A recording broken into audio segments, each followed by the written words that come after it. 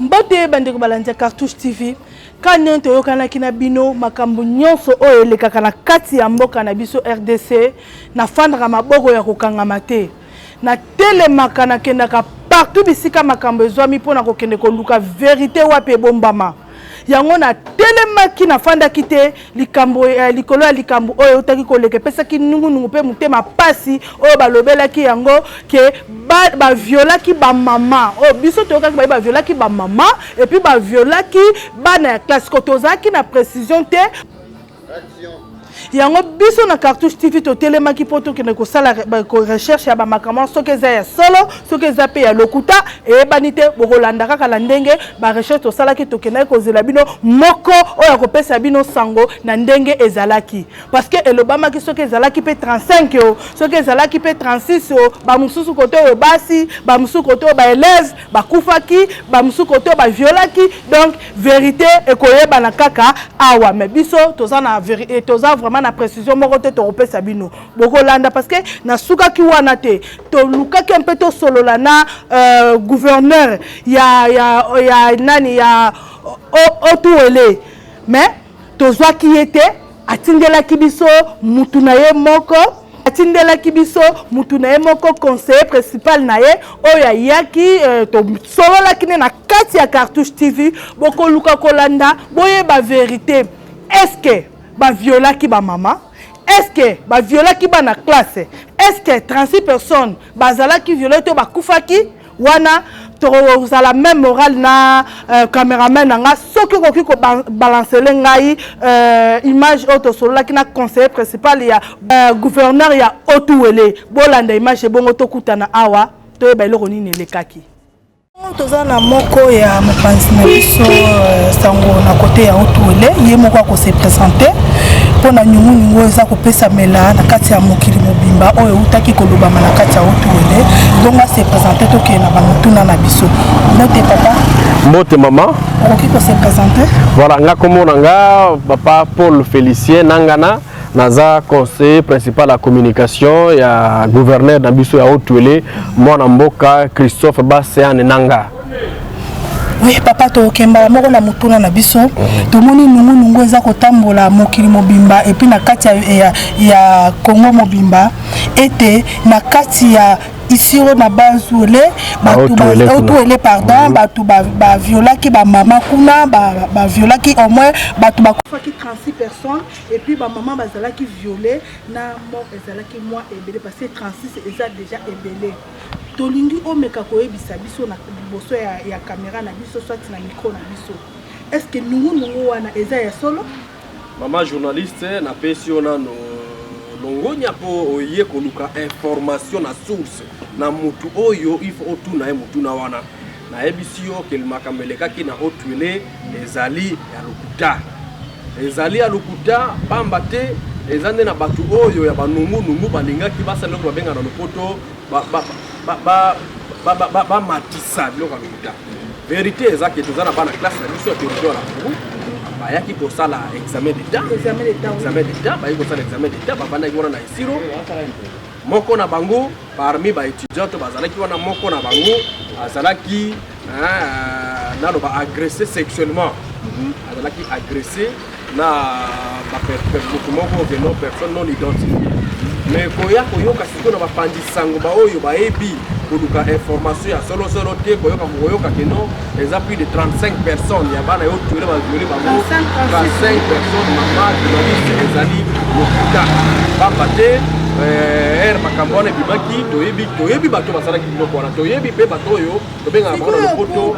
batiraka bapiseli okoki kozonga kote oyo olobi eza lokuta comment information ya lokuta ekoki kosirkule balobi mai eninganaka pamba te eninganaka ifo eloko moko eningisa po eningana ya solo eza nde na bajournaliste oyo nauti koyebisa yo oye koluka information na source eza na bandeko mosusu bandeko na bino mosusu ao bazwaki badeformaki nde information oyo affaire ya société civile meselabe semete apesaki meselabe semete arekonetraki ke ya solo eza na gome na yo tikoyebisa oyo jeune fille moko parmi bao bazalaki na manoir azalaki agressé sexuellement mais kolobaki non bango nyonso bazalaki violé eza lokuta yango na yo kopesa aussi information solo que eza na ngo lokuta ezala ki loko babenga na lopoto ba tirer de ficelle ba politicien ba lukaka ba salir image ba bebisa image o tuer ba bebisa ba effort oyo mwana mboka Christophe Bassel nanga aza kosala ba bebisa yango ba bebisa pe ba effort oyo bato ya sécurité ba autorité no sa province baza kosala donc eza lokuta yango na ayebisi yo mama journaliste oye kotuna oye kotuna vraiment na bouche autorisée dans une soki eza makambo wana eza lokuta yo na monoko na yo outi koloba ete bato bazalaki 31 moko mais na monoko ya bato eza kolobama bazalaki 35 à 36 sikoyo na moko wana est-ce que démarche ni bosalaki pona mutu moko wana akwelaki likama ya bomo? D'abord moi je dis pour le battre les amis moko ils ont 36 personnes. Oui. Ça c'est un des deux et makambo wana to yoki yango na butu wana gouverneur pour azalaki sur place a dépêché vice-gouverneur na ministre provincial na biso ya genre maman honorable Azaro ba quitter sur terrain na ba agent na ba service de sécurité nyonso ba mener banquette basi ba tirer déjà maboko na mwana mobali wana basi ba tirer déjà maboko les jeunes filles et puis basi ba zuye déjà aza déjà bien gardé donc akufa quitter za la lokuta ba memie na hôpital basi ba examiner ye ba zuye en charge au niveau psychologique maman na yebisio mwana wana lobi na ngwa ke ko sala examen d'état sans problème eza donc kaka mama journaliste moni na manda ko yebisa yo ke formation ba to ba amplifier yango na sens ona eza ba oyo balingi développement ya province ya Haut-Uele bango balingi kaka keno ba bebisaka image ba bebisaka mosala oyo mwana mboka Christophe Bassel nanga za mosala oyo era yaki na Haut-Uele akuti Haut-Uele ezaki presque enclavé nzela ezate mai ezate kura ezate longo nyo ezate mais moment où je te parle si asali déjà plus de 500 km so kesi oyo asala na nzela nini oyo ya fongoli afongoli kolongwa isiro ko wacha atongi na nzela wacha oyo za pour l'économique na biso atongi déjà plus de 7 ponts ba pont oyo ya mikemiko ba noko ba belge batika te mais tobuki yango nyonso totongi ba pont ya béton capable de remema 150 tonnes parce que objectif na wiso dans tu peux même ba engin plus de 150 tonnes on a ba pont ezaka ba pont ya ba 30 20 tonnes bato balingi développement te ba hotel na ngokaka ba ko bazo luka wapi ndefo ba salir mona mboka to yaki to kuti bureau ya gouverneur ezalaka te na Haut-Uele gouvernement na mboka kisoba ta lobi eza normal te que province za la locataire ni asi atongi déjà soki lelo na isiro makama nazo yebisa yo nazo kosa yo te soki lelo na isiro okomona yango na misu na yo oke kokuta keno asi atongi bureau ba gouverneur asika résidence ya ba gouverneur ezalaka te gouverneur azaki ne locataire kaka soki lelo sikoyo to community ba province tout soki na kana ngokuta kezana ndako ya ba gouverneur soki lelo na Haut-Uele ngokuta keno kezana ndako officiel ya ba gouverneur soki lelo na isiro voirie urbaine eza métamorphosée to si to fungoli to bongisi yango nyonso soki na ba territoire moko okende Rungu okende Wacha okende Nyangara to si to fungoli banzela okende Wamba to si to fungoli nzela tina bole place ba belge ba komata teti lelo ba machine se koma soki na Faraji to si to fungola banzela bato bazomona transformation na Haut-Uele eza nango na espace ya inane ya pamba omoni ke no metema mabe ya bato wana ba kotika mwana mboka Christophe Bassel à l'aise kaka soki mo eloko ezali ata soki ezali ya moke il faut ba meka ko amplifier yango po kaka Haut-Uele bato ba mona ke no Haut-Uele kuna vie ezate bato bazate musale zo sale mate alors que ezalo kuta sondage yota ko lima awa mwana mboka Christophe Bassel nga na classé deuxième meilleur gouverneur après mwana mboka deuxième meilleur gouverneur en espace ya moitié on est pas c'est ça là ça siko nalingi na tuna mwa moke na zongi na satellite na moni kwelaki bino kote kuna balobi bino bakonzi kuna nyonso bosalaki eloko te donc satellite kwei bakomi kopanza bakomi kozango biteni ezalaki même pas na mokonzi moko apusanaki ya kotala eloko euti wapi te ya solo ezalaki satellite kweyaki na Haut-Uele te mais kweyaki na Bazuele mais na Bazuele pe place pour toza ba province voisine za ba voisin to monaki tata gouverneur mwana mboka bana te senga akitaki ti place eloko wana kweyaki po to ebite toza satellite te place appareil wana kitaki akweyaki ti kuna a sécuriser yango et que mokanda moko pe to monaki eutaki awa na Kinshasa ekiti kuna koloba ke no bato aviation civile AAC wana balobi ke no bazela baone bakende kozwa yango po bango nde bayebi place eloko wana euti maintenant programme na bino eza nini oyo bozana yango liboso ya ndenge boza ko continuer. D'abord, maman, merci beaucoup. Na émission que pour mon ère, mon amboka Christophe Bassia na zaki bokonzi. Et là, liboso to sala ki autopsie à province. Et là, on est les priorités na province. Mon que la province na biso banzela ezala gité. To bandi chantier à banzela. Doso que le na autour na émission autour mobimba eza chantier. Toza ko banda aussi ça est loko siko ya makasi toza ko sala toza ko banda déjà ko préparer ko asphalter ko tia makadamo na ville ya Isiro. Au moment où on a ébissé, maman soke na Isiro ko kuta keno apparemment ko de somme yango benya yango cocasseur. Cocasseur na boyi danga ko lobelo ko zarakate. Soke lelo na Isiro ko kuta cocasseur eza déjà ekomi na Isiro. Pour cocasseur wana ne toza ko banda ko tia nango makadam. Et que loka to sali plaidoyer makasi keno province na biso ezala OVD za l'office de route banota na yango te. OK. Mona mboka bundi makasi awa na gouvernement central ti toke ko mona bakonzi ya office de route toke ko mona bakonzi ya OVD ke biso pe toza na poste to bénéficier na mongo na ba fourneur mongo msusu pe. Et au moment où je te dis auto les a déjà sélectionné parmi ma province oyo ba ko bénéficier désormais na ba bloc wana d'autres za na mongo wana oyo office de route na fourneur na oya OVD na loba. Tozui na obiso dozo na ngo déjà la province toza ko banda makadamu na ville ya Isiro. Oza parmi ba eloko bana mboka baza kozela. En dehors de ça mama tika na en dehors de ça na ebiso que province na biso za ki chantier. Puis faut aussi ça ba chantier wana mobimba. Mokonzi pe alobi que richesse na biso za kaka orte. Richesse na biso pesa bilanga. Au moment où je te dis mokonzi uti ko somba ba tracteur. Province uti ko somba ba tracteur, pour ba tracteur wana toza ko obligé chaque chef de collectivité face na bilanga. Chaque ministre ko bana na ye mongo gouverneur, chaque ministre face na bilanga parce que to lingito bana ko lia ba biloko uzo uta na bilanga.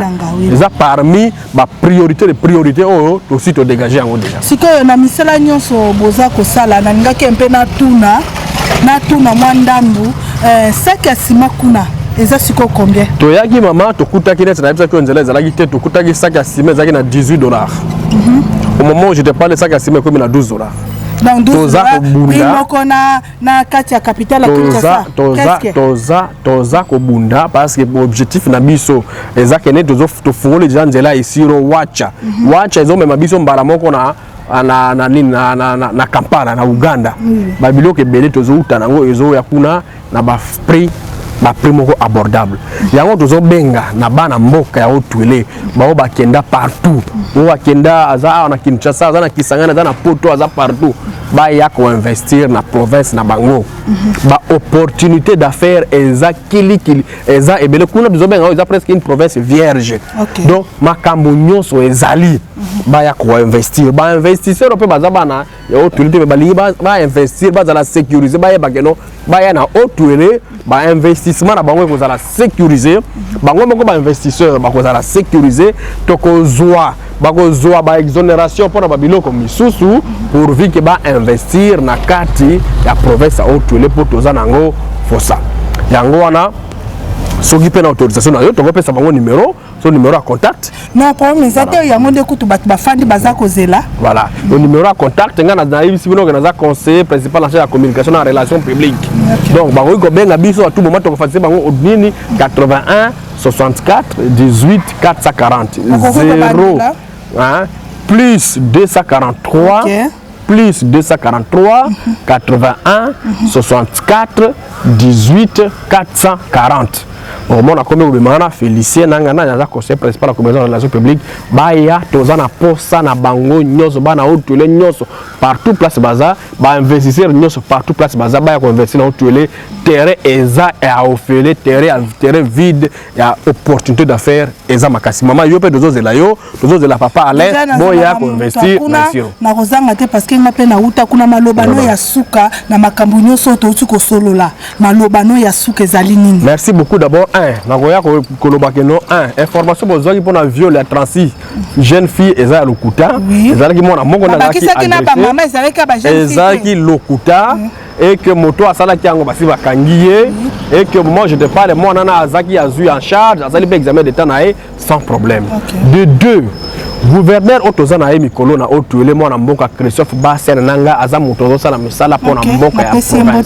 Voilà. Misala malamu et puis félicitations.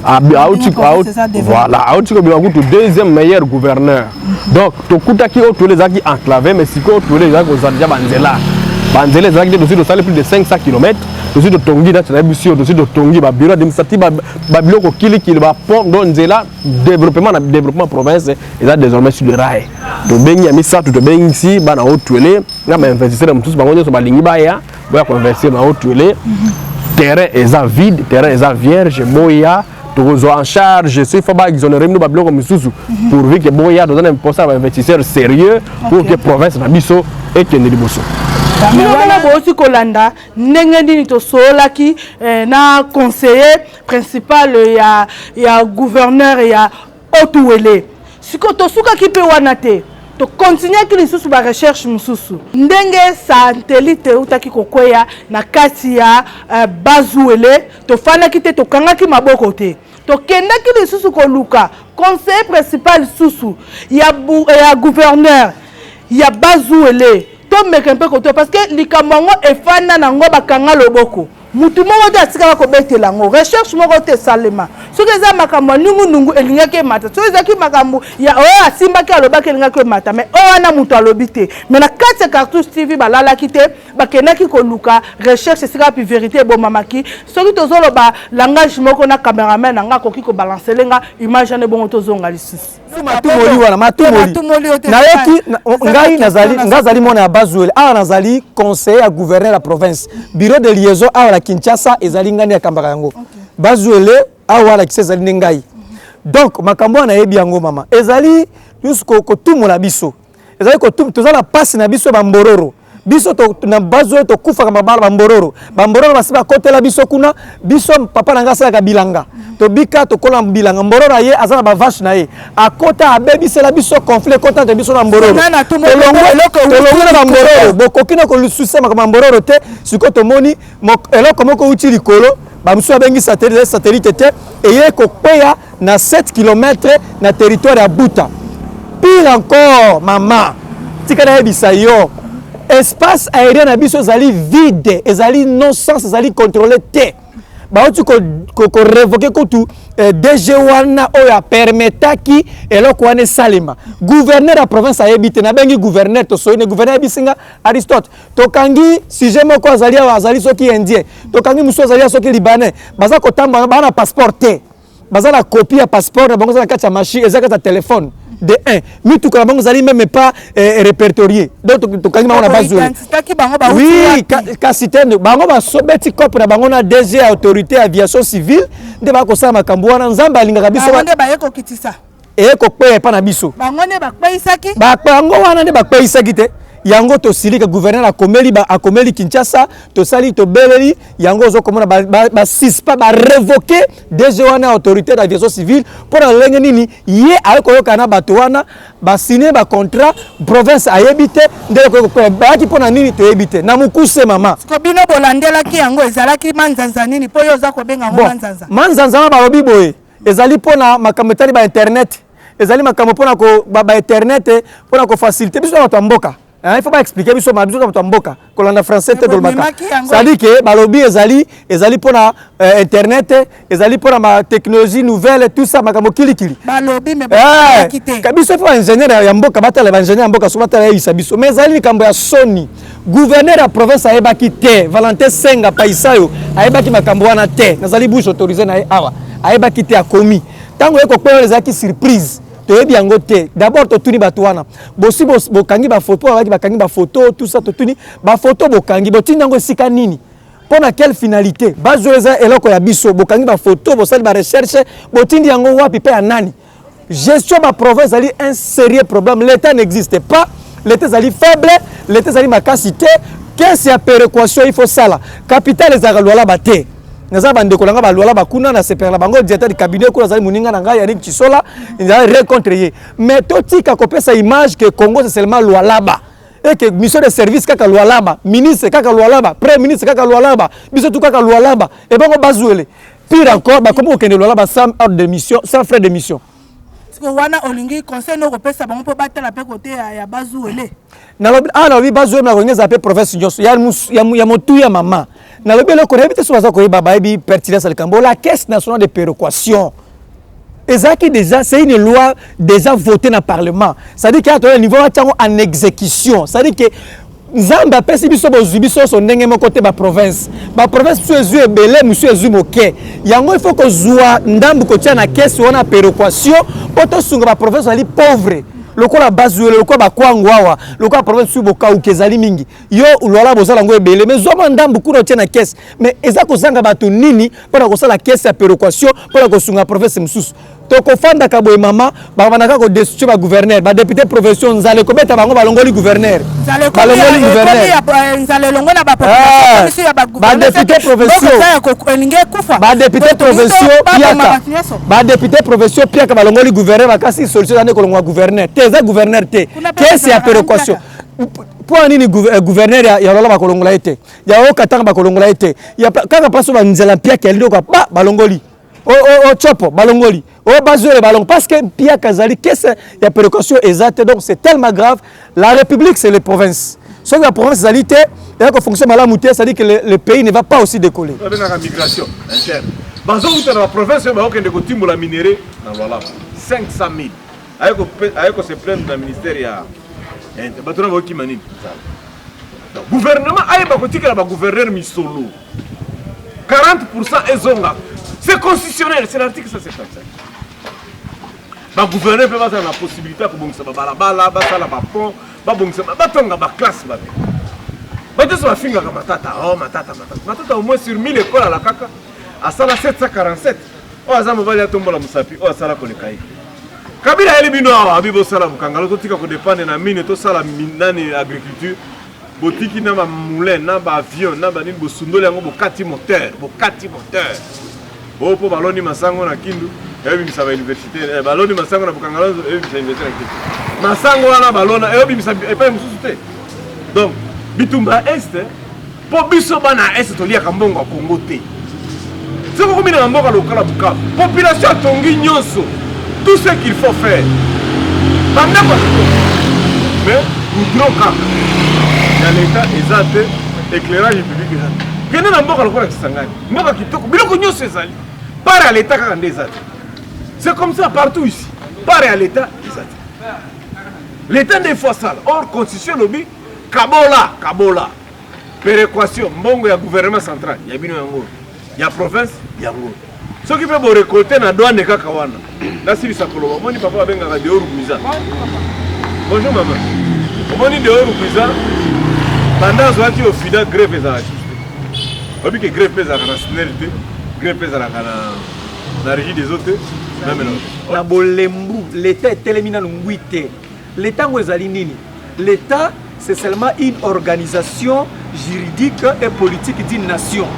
C'est-à-dire que biso lokola na tolongi kotongana no état ya makasi te yango makambo ebele beloza komona awa. Donc auto komona awa ezali conséquence ya kozana état moko faible, un état lambeau, un état inachevé. C'est ça le vrai problème na Congo. Et de deux, ndeko. Na makambo etali ba province. Oyebi hein, tango nzambe asalaki Congo, na se mabele atiaki bozwi biso son ndenge moko te.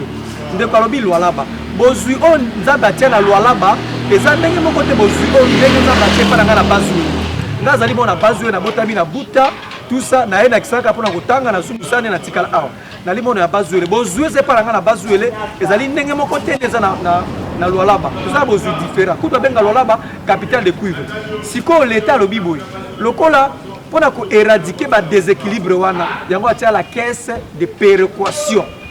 Caisse de péréquation, ezali caisse moko ya munene. Oyo ba province nyos bazwi mosolonda batia na kati, siko batali na caisse wana, ba ko financer ba province ezali très pauvre lokola ngai, pona ko éradiquer, ko corriger ba déséquilibre, po ezali entre ba province. Parce que Lualaba azana nyos bozwi tout. Azapika na Congo parce qu'on a bazuele na l'autre côté. Dans la même province. Alors au comment siko Lualaba et Mati Mingi bazuele kiti. Comme exemple, pourquoi ba conseiller tout la présidence ba kendeka ambition na Lualaba. pourquoi ministre bakendeka na lwala et pas na ngai ministre moko na taya na bazwele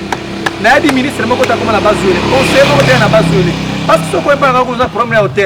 hôtel ko la les tangana ça dit que mayo comme la mayo régie de zoté ça dit que mutu que ça te poussière et pas na bazwele ba kina na lwala ba alors so ça qui est sa préoccupation bazumu qui na lwala ba batili pe pas na bazwele to ça l'équilibre to qui liboso donc l'état de fala ça makambo wana na makambo sécurité papa makambo ya sécurité na mboka na biso ezali domaine moko ifo na bibasa ngota ba conférence te ata ba sommet te ezali ka moko ezali très connu d'abord de comme moko za makasi ndeko ya liboso boza na diplomatie ya makasi ya koyeba makambo yo koleka balinga ko sala oyeba boza na service ya renseignement makasi pona ba ko anticiper koyeba nana za ko sala makambo kiliki koyeba mais na mboka na biso service ya renseignement bazwa bato bazwa ba 50% université bato batalaki ba ma ele tendo tie ba na service ya renseignement oh service à renseignement ça pour la élite ça dit que soza qui muta mayele te au que la renseignement te pose la membre à renseignement il pose la moto aux la parcours na au distinga aux mutu moka mayele mais on a mutu à renseignement on a au soki ade asalo bei et makamalo kuta bi ko sa analyse te service à renseignement ko kufa conséquence ba ko infiltrer biso mutu na moi c'est sécurité en cas de danger. Donc quand on ne prend pas en considération les services de renseignement, la diplomatie et l'armée, ça dit que Mboka État, il y a un problème. En grosso modo, dans ce qui au Makamba sécurité, si là, l'État, ils ont la prérogative de local et c'est à battre la bataille. Et bon, nous les sous apporter européen, ce message est très important. Message au Batouba négligeaka. Message au Bakonzamboka, Batiaka Lito, ba fongola Lito, et na bangote pour na koyoka ba message ya boye. Bango balandaka bisika moko balobi mai eza kochola ndoko mona bango nyonso batengami batondi wana bisika oyo balobi na kati ya province nyonso ya Congo donc eza eloko moko eza na kati ya Congo soko bongisi kote moko seke kote moko tiki nyonso eza lokola Congo kande eza na kati ya bosoto Congo kande eza na kati ya bosoto eza pembeni te eza na kati ya bosoto to pays voisin. Bino bote koyoka kolela ya conseiller principal a Otuwele nenga lobaki nenga bengi saki alobi bino nyonso bato boza libanda ba o boza na kati ya province ya Otuwele ba o boza na kati ya libanda ya mboka partout boya kosengisa likanisi boya kotonga mboka nani province na bino boya kotombola pe kopesa valeur na province na bino baza kobenga bino alobi biye bango moko bakozala wana na tuna ki bino mo bolandaki na tuna ki soki ba pako bino bokima ke kozala mingi te alobaki charge wana ye bango moko mutu bazwi bango moko mutu basimbi charge wana parce que toza komona province lokola ya Otuwele province ya Bazuwele eza province mo eza collé eza pembeni mais eza na mutu te eza occuper province c'est comme si ezalaka na kati ya Congo te c'est comme si donc même à ta pays voisin tous moi pays voisin mususu ezali awa tozolo bato kotanga kombo te ba pays voisin ba biloko ezokota bato bazoke kotonga na ba pays voisin boni kaka mboka la bilo bozo kotia ngo misu te lokola ekomi moi eza lokola moi lopango moko bo négliger ngo lopango ba voisin boboka no misu kota Otuwele Bazuwele nzela ezali te mai ya malunga te bilia moyen bilia ezalité OK ba mboka lokola ana il faut bilanga ezalaka eloko ko sela ngo bilanga wana ezalité hein bomekana lokota la pe côté wana botaka misu te na côté examen bimaka côté cuivre ezalaka côté rasoko bimo e poche plein o sac plein ndo lobi wana de province kuna kutu bo masolo kutu beta makate